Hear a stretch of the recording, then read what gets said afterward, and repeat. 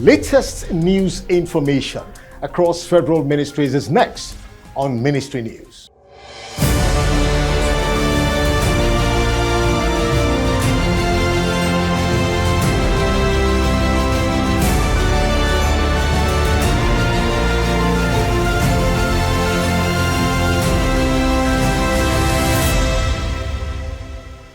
The Minister of Finance, Budget and National Planning, Zainab Ahmed, said the federal government was owed approximately 5.2 trillion naira in debts. The minister, who stated this during a two-day sensitization workshop on Project Lighthouse, organized for ICT and account staff in federal ministries, departments, and agencies across the North Central Zone in Minna on Thursday, said the debt was owed by over 5,000 companies and individuals. The minister, who was represented by the Director of Special Projects, Victor Omata, said that these debts cut across 19 ministries, departments, and agencies.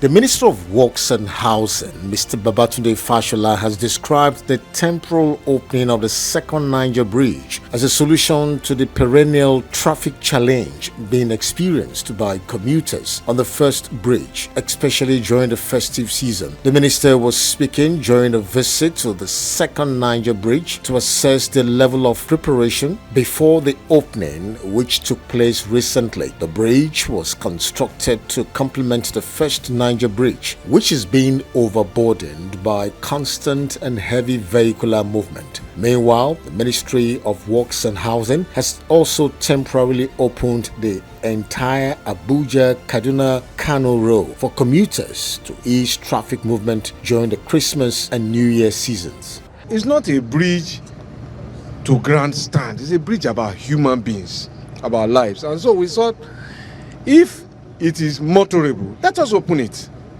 for the period it was meant and conceived for, and beyond that period, so that people can begin to feel that relief, and we can begin to then see the impact on poverty in terms of time spent just trying to cross the river.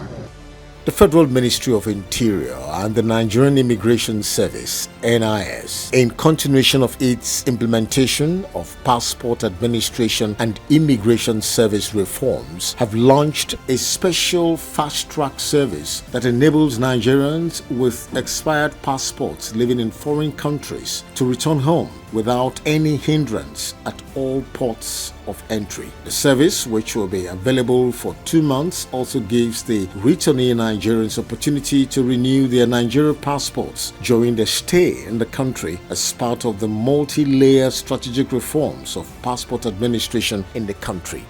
The federal government on Wednesday said it earned a total of 393 billion naira in the Nigeria Electricity Supply Industry (NESI) in the first half H1 of 2022, the highest in 8 years. The Minister of Power, Abubakar Aliyu, said these are the 11th edition of President Muhammadu Buhari's Scorecard 2019-2023 organized by the Federal Ministry of Information and Culture in Abuja. The minister also disclosed that in the recent October billing cycle, the sector recorded a new milestone with the highest ever collections in history at 74 billion naira.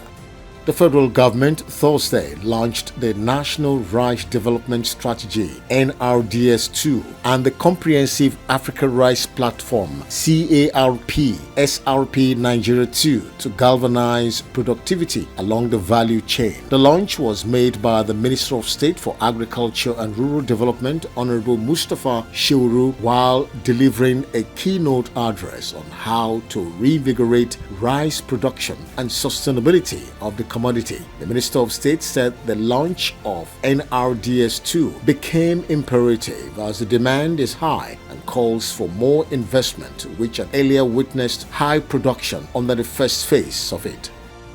The federal government has said it executed 553 projects across the 9 states of the Niger Delta in 7 years from 2015 to 2022. The Minister of Niger Delta, Umana, stated this at the 12th edition of the President Buhari Scorecard series in Abuja. Umana noted that some recovered funds by the EFCC will be used to finance specific critical projects in the Niger Delta. The ministry is constructing interstate and other road projects in the region to add to the national road network. And within the period under review, over 6,000 women and youths trained and empowered in various vocational, entrepreneurial, and agricultural skills. The Federal Ministry of Transportation on Thursday said that Nigeria is seeking technical cooperation with the International Maritime Organization (IMO) to upgrade the Maritime Academy of Nigeria (MAN) into a degree awarding institution. Disclosing this on Thursday during the 2022 graduation ceremony of the Maritime Academy of Nigeria in Oron, Akwa Ibom State. The Minister of State for Transportation, Prince Ademola Adegoreye, explained that the federal government is also seeking support from the IMO to the Academy in securing the STCW convention requiring sea time on board foreign-going ships for our teaming cadets. And finally, on Ministry News, we bring you top news headlines across federal ministries in the country.